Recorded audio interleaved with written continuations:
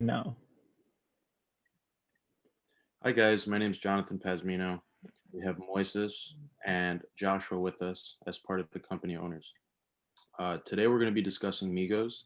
Migos is a Latin street food fast food restaurant, and we serve authentic Latin street food strictly. Uh, we do plan to cover the goal and concept of providing, like mentioned, the most authentic style of Latin fast food. And by fast food in Latin, we mean and authentic all in one word. We try to include the factors of providing similar ingredients, authentic ingredients in a timely manner where our customers can be satisfied and not blown away by the time that it takes to prepare our food. We do want to provide different Latin foods such as Colombian, Cuban, Argentinian, Mexican, and maybe a few other options. We hope to keep our menu item no more than 10 to 15 items, just to make sure that it's nice and so that we can keep our customers saturated with the information that we are providing about our Latin street food. We want to provide real ingredients for our foods and identical tastes. Our secondary goal, which is probably one of our biggest strengths, would be to get our customers in and out of lines, or in and out of our wait or our drive-through lines as soon as possible in the most efficient possible way. Uh, we plan to execute this by having full-blown assembly lines of employees managing our drive-throughs. Um, we want to provide them with great communication and walkie-talkies, possibly even tablet or for sure tablets to upload our orders and to have just everyone in the restaurant ready on site. We want to avoid hand and paper. Just anything that we can do to speed up our process of getting our customers in and out. As far as location, our first location is planning to start out of Chicago, and we are in hopes of extending our locations to California and mainly Fullerton. I'll now be passing on operations to Thank you, Jonathan.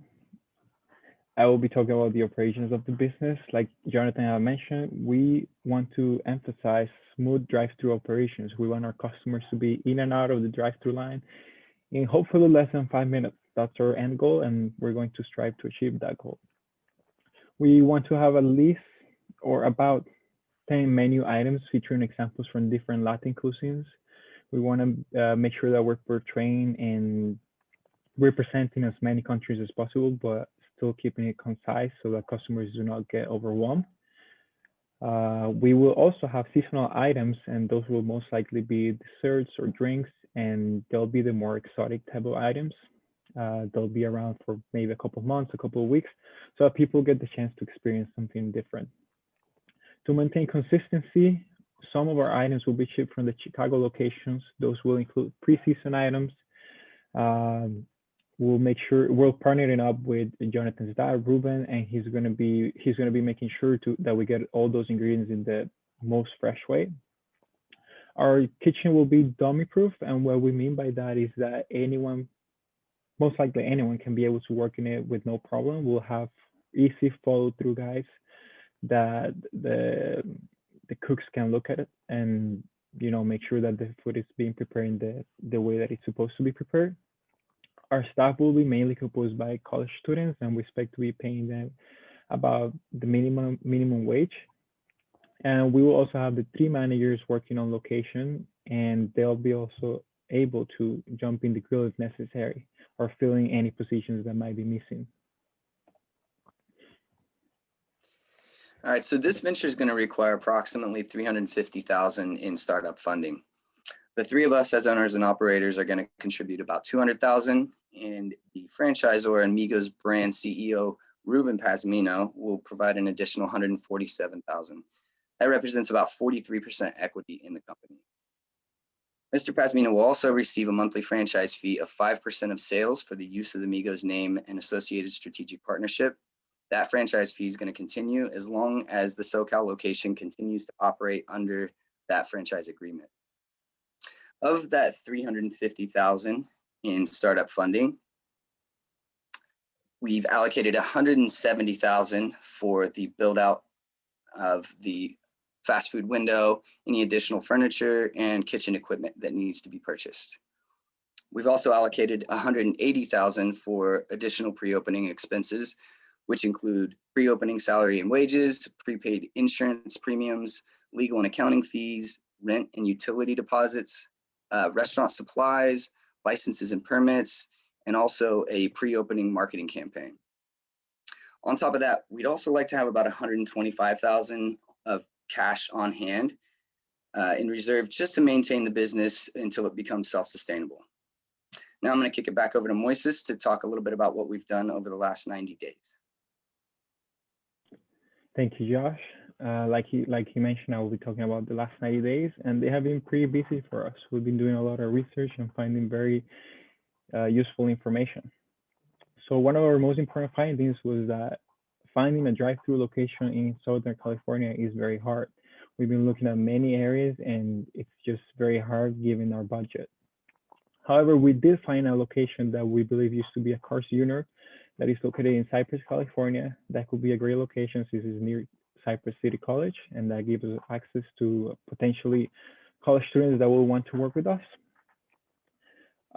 With this being said, we believe that we will have to build the drive-through facility in this location, and that's going to take us a little bit more time for the final opening. We also learned that the process to get the necessary permits and licenses takes a long time. We expect this process to take about 1 year. We learned that customers prefer a concise menu to get more street food-like experience. We want to be able to emulate a person going through a street vendor and getting their food in 5 minutes with only a few options to choose from and just maintaining the classics. We were able to secure an Instagram account to start promoting the business before it opens next year. We want to be able to start building all hype and making sure that we're throwing little clues out there and teasing our customers that we're going to be opening. And therefore, we were able to build a community for when we open. We have a lot of customers. Another of our most important findings or accomplishments during the last 90 days was being able to design a prototype of the desired assembly line. As you guys can see below, we'll start with the pre-seasoned ingredients that we will be getting from Ruben's facility in Chicago. Then we'll put these ingredients in the grill or fryers. One employee is going to be working there as a cook.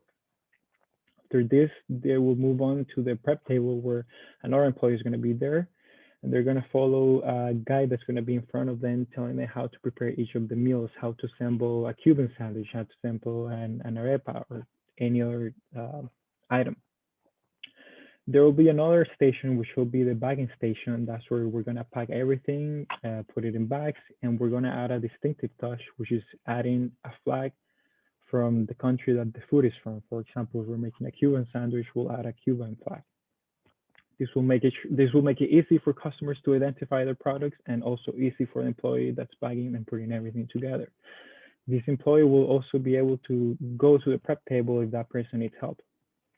And at the end, we'll deliver the food through the drive-through window and customers will be on their way out.